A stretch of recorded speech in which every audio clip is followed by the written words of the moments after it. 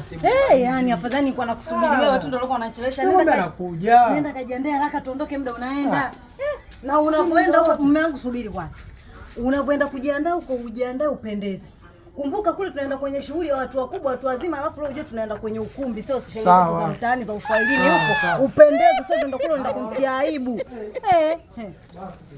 Tunafika kule tena watoto wanaanza kutazama, muangalie mume wake, muangalie mume wake. Leo nilipopendeza hivi afu na wewe ndio kule kanitia aibu inahusu. Wewe vipi kupendeza hivyo? Hakuna nani yani ili ugundue nini huko tunapoenda? Jamani, mgongo umeniambiaje? Nimekwambia ukapendeze. Sasa hapa shida. Lakini sio kupendeza hivyo. Hapa si ndio ndakuwa kama bau wao. Wewe sio bau wao na mimi nimekwambia ukapendeze sio kupendeza hivyo. Kwa kwenye shughuli tunaenda unataka nani akuone akupendezani? Kuna wanawake zako huko tunakoenda au?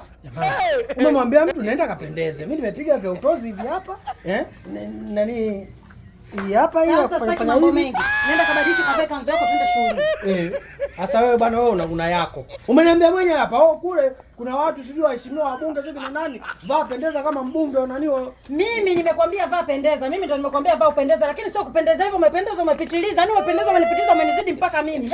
Umewazidi hadi wote mpaka wewe mimi nimevaa kijana. Nenda kabadilisha kape kanzu yako twende shughuli. Oeni. Wataoa sana tu. Mimi ndo ninapokuambia nenda kabadilisha kanzu zako, kama utaki lete msubiri. Utaki kwenda kubadilisha twende ndani. Na mcheza shughulini tena basi. Sasa shughulini basi vipi? Mimi ndo nimesema shughulini. Mimi ndo nimekwambia kuna shughuli na mimi ndo nakwambia shughuli basi. Hiyo kadi walotugea nitawapigia simu nitawaambia kwamba hatuendi tumepima. Twende ndani. Ndio.